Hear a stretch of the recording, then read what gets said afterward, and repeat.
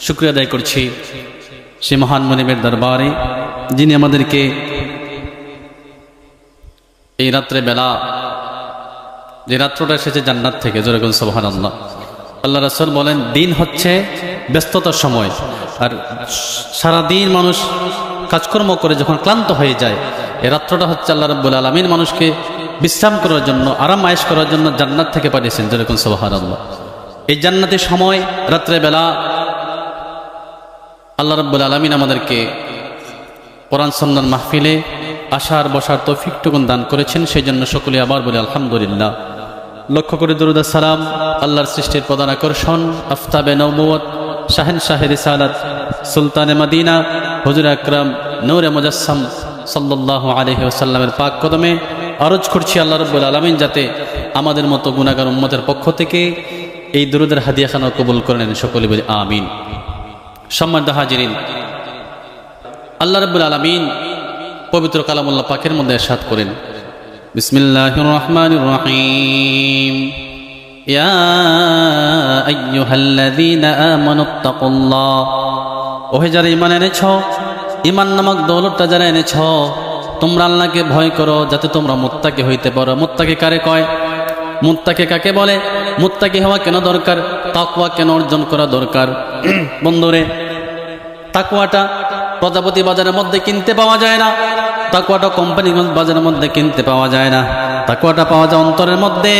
যে ব্যক্তি তাকওয়ার স্বাদ গ্রহণ করতে পেরেছে, যে ব্যক্তি অন্তরের মধ্যে তাকওয়ার স্বাদ অর্জন করতে পেরেছে, যে ব্যক্তি অন্তরের মধ্যে তাকওয়াকে সেট করতে পেরেছে, ফিট করতে পেরেছে, আল্লাহ রাব্বুল আলামিন বলেন ওয়াল্লাহু মাআল মুত্তাকিন, বান্দারে মুত্তাকি হইয়া যাও, তাকওয়াবান হইয়া যাও, আমি আল্লাহ তোমার সঙ্গী হইয়া গেলাম, জোরে বলুন সুবহানাল্লাহ।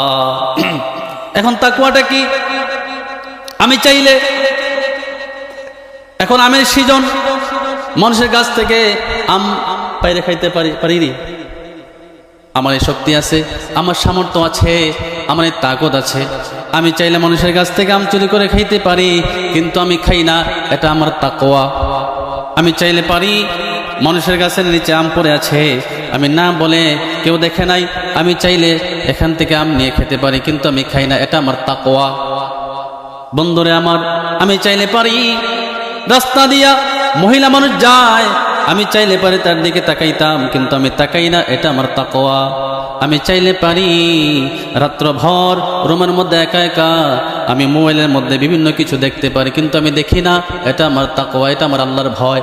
আমি চাইলে পারি রুমের মধ্যে কেউ নাই, উলঙ্গ হয়ে কাপড় চেঞ্জ করতে, কিন্তু করি না, এটা আমার তাকওয়া। আমি চাইলে পারি বাথরুমের মধ্যে কেউ নাই, কেউ দেখে না, কিন্তু আমি মনে করি আল্লাহ আমাকে দেখেনি, আল্লাহ আমাদেরকে দেখেনি। আমি জানি, আমি এটা মনে করি আল্লাহ আমাকে দেখে, কিন্তু কেউ যখন দেখে না, আল্লাহ আমাকে দেখে, এই কথা বলে, এই মনোভাব নিয়ে বাথরুমের মধ্যে আমি উলঙ্গ হয়ে গোসল করি না, শর্ট কাপড় পরে গোসল করি না, এটা হচ্ছে আমার তাকওয়া, জোরে বলুন সুবহানাল্লাহ। এই তাকওয়ার কারণে একটা মানুষের দাম আল্লাহর কাছে তেমন বেশি নাই, কিন্তু একটা মানুষ যখন তাকওয়া অর্জন করে মুত্তাকি হয়ে যায়, আল্লাহ রাব্বুল আলামিনের কাছে দাম বেড়ে যায়। কথা কোন ঠিক কিনা? বন্ধুরে আমার, এই তাকওয়াটা অর্জন করতে আপনাকে একটা সুদর্শন চেহারা অধিকারী হতে হবে এমন না, আপনার একটা ফর্সা চেহারা থাকতে হবে, আপনার গায়ের রংটা ফর্সা থাকতে হবে এমন না।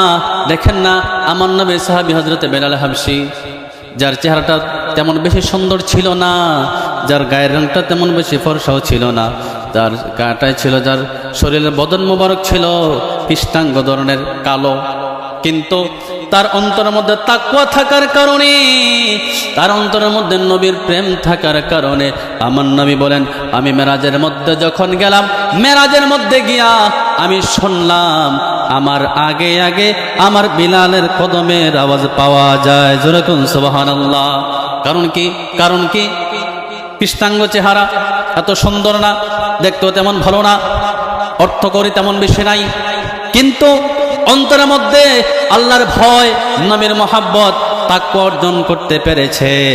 উমাইয়া বিন খালদ যখন ইসলাম গ্রহণ করার পরে, কালেমা যখন পড়ে নিল, হযরতে বেলাল হাবশী রাদিয়াল্লাহু তাআলা আনহু যখন কালেমা পড়লো, তার মানে সে হচ্ছে একটা ঘরের গোলাম। উমাইয়া বিন খালদ কাফের ছিল। সে যখন শুনলো হযরত বিলাল হাবশী আমার নবীর কালেমা পড়ে মুসলমান হয়ে গেছে, উমাইয়া বলে, এই আমাদের ধর্ম ছেড়ে নতুন ধর্মে গ্রহণ করেছ, তোমাকে শাস্তি দেওয়া হবে।